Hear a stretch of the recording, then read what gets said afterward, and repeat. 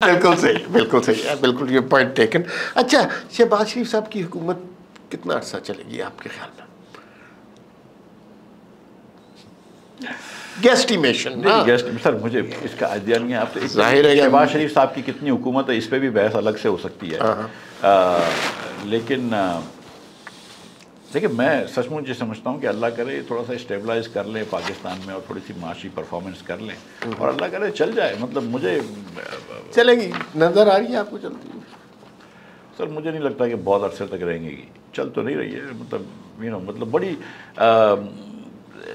ये हुकूमत सीरियसली अपने साय से डर रही है जिस तरह की ये पॉलिसीज़ कर रहे हैं। मतलब पाकिस्तान का इन्होंने एक साल फिर ज़ाया किया है। मैं आपको सच बता रहा हूँ कि ये हुकूमत में आके इनको पहले NFC अवार्ड देखना चाहिए था और इनको जब तक के सूबे और वफाक के अखराजात कम नहीं करेंगे, अब जो टैक्स के प्रपोजल्स आ रहे हैं, जिस तरह की टैक्स लगाने की बातें कर रहे हैं और जो वही नौकरी पेशा लोगों पर बहुत ज़्यादा टैक्स लगेगा। वही बात है कि मैन्युफैक्चरिंग के ऊपर टैक्स आएगा। जिन शोबों से आप टैक्स ले रहे हैं, आप प्रॉपर्टी से टैक्स नहीं ले पाएंगे, आप एग्रीकल्चरी इनकम से टैक्स नहीं लेके आएंगे, आप रिटेलर्स के ऊपर तो थोड़ा सा टैक्स लगा लेंगे लेकिन आप सर्विस सेक्टर पे ज़्यादा टैक्स नहीं लेके जाएंगे। तो वही मतलब वही चाल पे बेढंगी सी जो पहले थी सो अब भी है। मतलब कोई ऐसा काम नहीं कर रहा है कि जो पाकिस्तान को आज जो फंडामेंटल इस्लाहात की ज़रूरत है, जिसके लिए हम ये समझते हैं कि तमाम पॉलिटिकल एक्टर्स, स्टेक होल्डर्स, उनको आपस में बैठ के थोड़ी सी बात करनी चाहिए, वो नहीं हो रहा है। और ये छोटे छोटे पैबंद लगा के चल रहे हैं। पाकिस्तान की निज़ाम हुक्मरानी कम्प्लीटली फ़ेल हो चुकी है। जब तक इस निज़ाम हुक्मरानी को आप फेंकेंगे नहीं और नई तरह से हुकूमत नहीं ठीक करेंगे, लोकल गवर्नमेंट्स के अंदर आप उसको तक़वियत नहीं देंगे, उसको इफ़ेक्टिव नहीं बनाएंगे, प्राइवेटाइजेशन को बड़ा तेज़ी से नहीं करेंगे, उसके कवानीन चेंज नहीं करेंगे, आप नहीं कर सकते ये काम। अच्छा, ये दुनिया में कोई इदारा इस तरह नहीं चलता जो इस तरह आप चलाने के लिए सजेशन कर रहे हैं।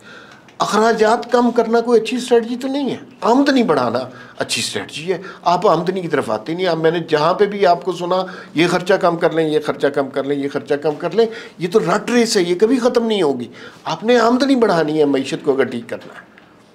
सर मैं प्राइवेट सेक्टर से हूँ और ये बात जो है वो प्राइवेट सेक्टर पे एकदम सही है कि आप कंपनीज ठीक नहीं कर सकते कॉस्ट कम करके। आपको कंपनीज ठीक करनी है तो रेवेन्यू बढ़ा, बिल्कुल सही बात है, ठीक। और मैं इस बात में नहीं मानता हूँ कि आप हुकूमत के अफसरान की तनख्वाह कम कर दें वगैरह वगैरह, इसको नहीं मानता। लेकिन आपने ये फ़ैसला कर लिया है कि हम जो अरबों की प्रॉपर्टी है उनके ऊपर हम टैक्स नहीं लेंगे। तो पूरे पाकिस्तान से प्रॉपर्टी टैक्स के अंदर 8 अरब रुपए जमा होते हैं। सिर्फ बॉम्बे शहर में 150 अरब रुपए जमा होते हैं। हम पूरे पाकिस्तान से 8 अरब रुपए जमा करते हैं। तो प्रॉपर्टी टैक्स आप नहीं लेते। आपने कहा हम एग्रीकल्चर के ऊपर टैक्स नहीं लेंगे।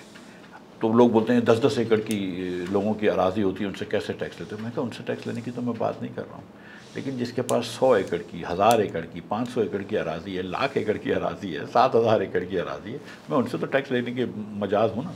उनसे भी आप नहीं लेते। आप सर्विस सेक्टर से भी टैक्स नहीं लेते।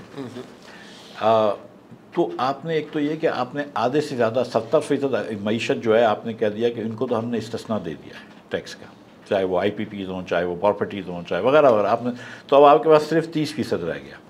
उसके बाद जो हुकूमत वफाक जो टैक्स जमा करती है उसका 60 क्या बल्कि 62% हिस्सा जो है वो सूबों को दे देती है। सूबों के पास कोई इंसेंटिव ही नहीं है टैक्स जमा करने का। तो अगर आप सूबों को NFC अवार्ड ख़त्म कर दें, क्या कर उसको रिवाइज कर हर वही वापस वाला सिस्टम, वफाक के पास पैसे आ जाए। सर नहीं सर, देखिए गुजारिश ये है कि पहले 45% मिलता था, अब 57% मिलता है। हर 5 साल में NFC अवार्ड पर डिस्कशन होता है। इसको 13 साल हो गए, इस पर डिस्कशन तो करना शुरू करें ना। कोई खुदा न खास्ता कुरान मजीद की आयत तो नहीं है ना, NFC अवार्ड है, इंसान का बना हुआ है ना, तो हम बात कर सकते हैं। तो इस पर मतलब हम क्यों नहीं बात कर सकते इसमें कि यार इसको देखो, वफाक जो है ये दिवालिये के नैश पे खड़ी है।